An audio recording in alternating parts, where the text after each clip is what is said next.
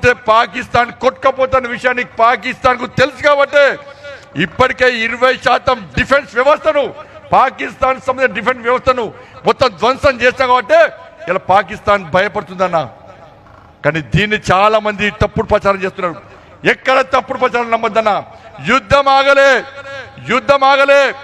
ఈ రోజు నరేంద్ర మోడీ గారు చెప్పారు, ఈ రోజు జయశంకర్ గారు చెప్పారు, యుద్ధం ఆగలే, యుద్ధం నడుస్తూనే ఉంటది, యుద్ధాన్ని నడుపుతూనే ఉంటాం.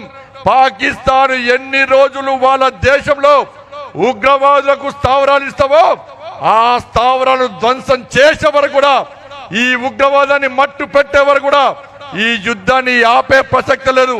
రేపు సమాచారం వచ్చినా కూడా రేపు కూడా అవసరం వస్తే పాకిస్తాన్ స్థావరాల మీద దాడి చేస్తామని చెప్పి ఈ రోజు నరేంద్ర మోడీ గారు చెప్పారు, జయశంకర్ గారు చెప్పారు. కాబట్టి మనం ఆ దిశగా ఆలోచిద్దాం. తప్పుడు ప్రచారం నమ్మకుండా నరేంద్ర మోడీ గారు లాంటి మహానుభావుడికి ఈ దేశ ప్రజలందరూ కూడా సంఘీభావం ప్రకటించాలి.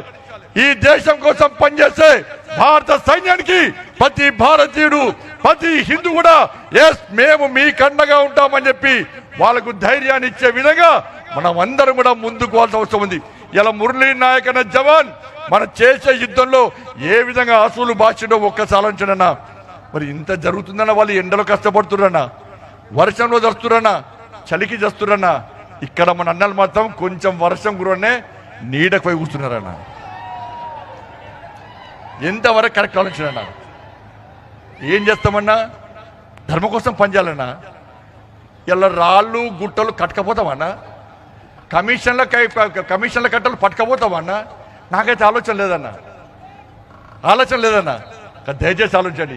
ఈ హిందూ ఏకతా యాత్ర ఉద్దేశమే ఈ సనాతన ధర్మాన్ని కాపాడుకోవాలి. ఈ హిందూ సమాజం యొక్క చైతన్య శక్తిని సంవత్సరానికి ఓసారన్నా ఇలా సమాజానికి చూపెట్టే ప్రయత్నం చేయాలి. ఎవరైతే కుహనా సెక్యులర్ వాదులు ఉన్నారో, ఎవరైతే హిందూ ధర్మానికి వ్యతిరేకంగా, హిందూ సమాజానికి వ్యతిరేకంగా ఎవరైతే తప్పుడు వ్యాఖ్యలు చేస్తారో, హేళన చేసే ప్రయత్నం చేస్తారో వాళ్లకు ఒక వార్నింగ్ ఇవ్వడానికే మేము హిందూ సమాజం అంతా సంఘటితంగా ఉంటామని చెప్పి వాళ్లకు ఒక సీరియస్ గా వార్నింగ్ ఇవ్వడానికే హనుమాన్ జయంతి సందర్భంగా ఈ హిందూ ఏకతా యాత్ర నిర్వహిస్తున్నాం. కాబట్టి ఇంత పెద్ద ఎత్తున హిందూ ఏకతా యాత్రకు వర్షం పడ్డప్పుడు కూడా, భారీ వర్షం కురుస్తున్నప్పుడు కూడా ఈ ఏకతా యాత్రను సక్సెస్ చేయడానికి విచ్చేసినటువంటి హిందూ సమాజానికి, ఈ యువత అందరు కూడా హృదయపూర్వక ధన్యవాదాలు తెలియజేస్తూ ఈ హిందూ ఏకతా యాత్రను కొనసాగిద్దాం. వర్షానికి భయపడేటోడు హిందూ కాదు, చాటుకు ఉండేటోడు హిందూ కాదు. నిజమైన హిందువులైతే ఈ హిందూ ఏకతా యాత్రలో పాల్గొనాలి. ఇలా అవ్వబడిన పహల్గాంలో పాకిస్తాన్ దాడి చేసిన తర్వాత అవసరం వస్తే మేము కూడా దాడులు చేస్తాం, దాడికి మేము కూడా వస్తాం కరీంనగర్ నుంచి అని చెప్పి భావించే ప్రతి హిందూ కూడా ఈ హిందూ ఏకతా యాత్రలో పాల్గొనాలి. ఈ హిందూ ఏకతా యాత్రను సక్సెస్ చేయాలని చెప్పి మీ అందరికీ విజ్ఞప్తి చేస్తూ ఆపరేషన్ సింధూర్ వాళ్ళు ఏ విధంగా మనం చేస్తాం.